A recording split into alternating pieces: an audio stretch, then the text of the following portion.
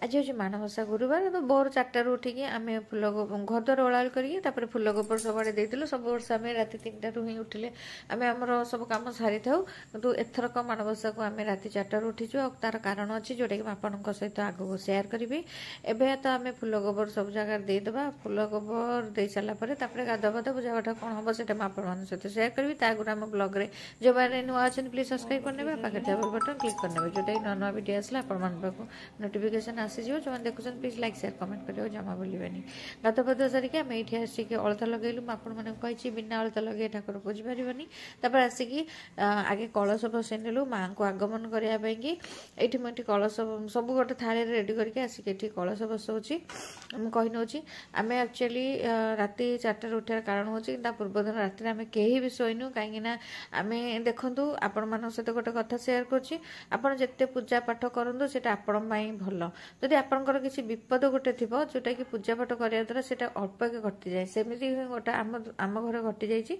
तो आम मो दियरंकर माने आम नीतुंकर गला काली राति माने बुधवार दिन राति 11 गोटे छोट एक्सीडेंट हो जाए जो थे कि से अल्प के बर्ती जाइए घर को भी भलरे आसी से कथा मुझे सेटा हूँ माँ को आशीर्वाद सेटा हूँ आम पूजा पाठ करने द्वारा ही से माने माने रक्षा माने जो कहते विपद रक्षा पाई जाऊँ सेमती आम जिते पूजा पाठ करवा से आम घर को जो विपदटा आसा थो अल्प के टली जाए जहाँ हवा कथा तो भाग्य थो से हम कि अल्प के टली जाए तो सेटा से कहली राति सारा भी आम शोनु क्या भल लगे गोटे घर एमती हो गले किसी तो भल लगे तो से आम राति सारा कहीं भी शोनु जस्ट टिके लगू माने आखि लगी आसला तो उठला बेलू 4 राति है मुझे बबी की कही बबी तू व्यस्त होना राति आम आराम से उठिकी पूजा पाठ करवा माने भोर उठी पूजा पाठ करवा एत तो माने 3टार भी उठा किसी दरकार नहीं तो से नीतू भी शोई पार नी सी भी नीतू कष्ट होता से शोई पार नी ये बबीर मन भल ना आम भी शोई पार नु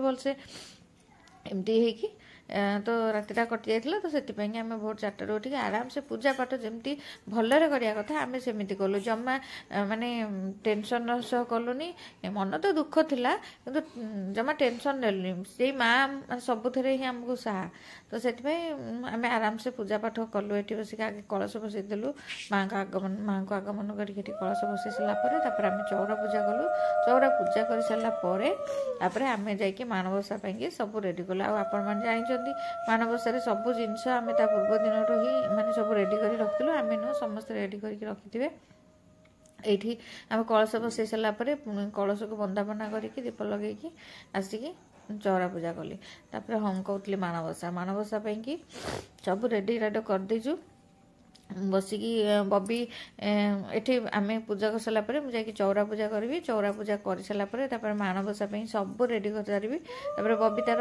बबीर दायित्व है से मत भोगटा ही सजाड़ी दिए माणबसा पाखे से मो पाखे रुहे मुझे माण बसाए आ जहाँ जमी कराया कथा करे बबी मो पाखे से रुहे कि भोग माने रेडी कराया दायित्वटा तार भोग रेडी कर सारापर जा ठाकुर हरिका पूजा भी कला मुझे माण बसैली माँ को थापिली माँ को जमी जहाँ कराया कथा माँ को सजासजी कली से कथा मुझे सहित सेयार करते जहाँ था पूजा पाठ केबे भी हेला करेनि जमी पूजा पाठ कराया कथा करेंगे जो मैंने ठाकुर को विश्वास करना ना सेमती किसी ना तो हाँ जहाँ तो हबार थी हम कि आमर गोटे माने मनरे गोटे आध्यात्मिक जिनस आसे जे आम ठाकुर पूजा द्वारा आम बहुत किसी विपद टली जाए यहाँ मो निज अनुभव रू ही कहूँ बहुत जिनस लाइफ रे एमती घटी आग को भगवान करतु सेमती किसी न हो आ माँ सब घंट घोड़े रखी था भगवान आमको सब भलरे ही रखी था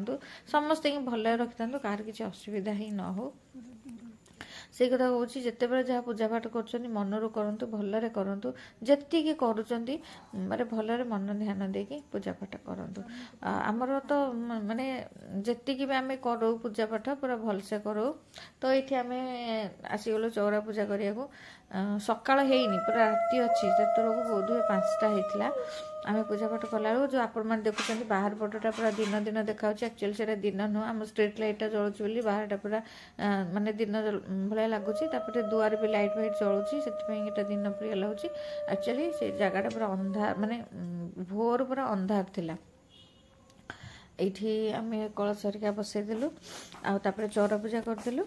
ଆଉ ମାଣବସାର ତ ମୁଁ ଆପଣମାନଙ୍କୁ ସେୟାର କରିବିନି, ଆମର ସେୟାର ମାନେ ମାଣବସା ଯେଉଁ ମାଣ ବସେଇଲେ ବାହାର ଲୋକଙ୍କୁ ଦେଖା ହୁଏନି, ତ ସେଥିପାଇଁ କି ମାଣର କିଛି ଜିନିଷ ଆପଣମାନଙ୍କୁ ସେୟାର କରିନି କି ଆଗକୁ ବି କରିବି ବୋଲି କେବେ ଭାବିନି। ତ ମାଣବସା ଆମର ଯେଉଁ ହୁଏ ସେଇଟା ମୁଁ ଖାଲି ଆପଣମାନଙ୍କୁ କହିଦିଏ। ଆଉ ଏଇଠି କଳସ ବସେଇ ସାରିଲା ପରେ ମୁଁ ତାର ଗୋଟେ ଭିଡ଼ିଓ କରିନେଇଛି। ଦେଖନ୍ତୁ ଏଇଠି ଆମର କଳସ ବସେଇକି ମାଆଙ୍କୁ ଆଗମନ କରାହେଲା, ଏଇଠି ପୂଜାପାଠ କରାହେଲା।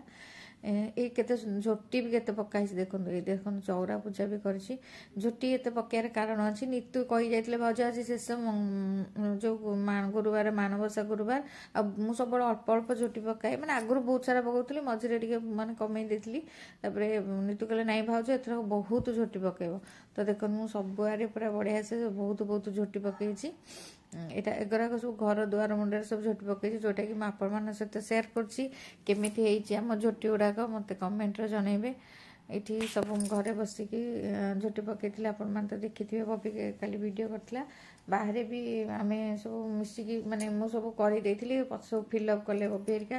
ତାପରେ ସେଠୁ ଆସିକି ମୁଁ ଚୁଲା ପୂଜା କରିଦେଲି। ଏ ଚୁଲା ପୂଜା କଲେ ବବି ଆସିଲେ ସବୁ ବନେଇବ। ବବି କ'ଣ ମାନେ ଆମର ବି ମାଣବସା ସରିଲା ପରେ ସବୁ ଗ୍ୟାସ୍ରେ ବନା ହେବ ନା, ତ ସେଥିପାଇଁ କି ମୁଁ ଆସିକି ଏଠି ଚୁଲା ପୂଜା କରିଦେଉଛି। ଚୁଲା ପୂଜା କରିସାରିଲା ପରେ ଯାଇକି ମୁଁ ମାଣ ହେରିକା ବସେଇବି। ମାଣ ଯେତେବେଳେ ବସିବ ସେ ଟାଇମ୍ରେ କେବଳ ମାଣ ବସିବ। ସେଠି କିଛି ସେଠି ମାଣ ବସେଇବା ଟାଇମ୍ରେ ପୁରା 2 ଘଣ୍ଟା 3 ଘଣ୍ଟା ହେଇଯାଏ। ଏମିତି ନୁହେଁ ଯେ ଖାଲି ମାଣ ବସେଇକି କପଡ଼ା ଟାଙ୍ଗିରେ, ନାହିଁ, ସେଠି ସବୁ ଜିନିଷ କରିବାକୁ ପୁରା 3 ଘଣ୍ଟା 2 ଘଣ୍ଟା 3 ଘଣ୍ଟା ଲାଗିଯିବ। ତ ସେଥିପାଇଁ କି ଆମେ ସବୁ ଏପଟ ପୂଜା ସାରି ଦେଇକି ସେପଟୁ ଗଲୁ। ମାଣ ବସେଇ ସାରିଲା ପରେ ମୁଁ ଅଧା ଅଧି ବସେଇ ସାରିଲା ପରେ ବବି ଆସି ଘର ପୂଜାଟା ବି କରିଦେଲା। ଆଉ ଚଉରା ପୂଜା ହେରିକା ଆମେ କରିଦେଇଥିଲୁ। ଏଇଠି ଚୁଲା ପୂଜାଟା କରିନେଲୁ।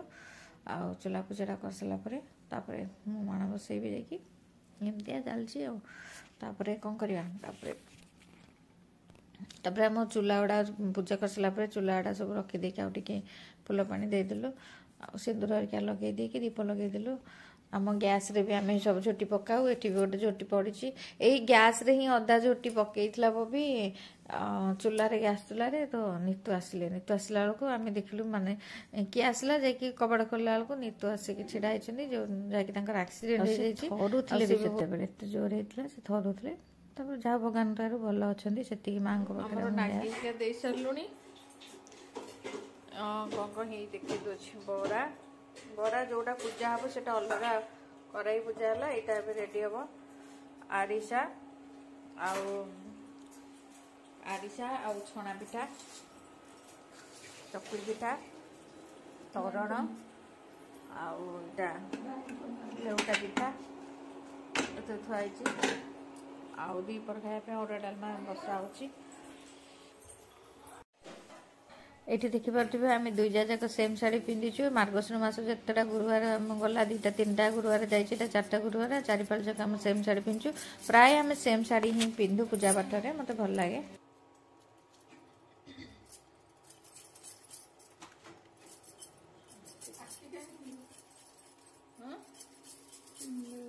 ଅଳ୍ପ ଅଦା, ଅଳ୍ପ ପକେଇବି। ହଁ, ଏତିକି ପକେଇଲେ କୁଆଡ଼େ ଲାଗିବ? ହଁ, ସେ ପାଇବ ସେତିକି। ଲଙ୍କା ପୁଳାଏ ପକେଇଦେ।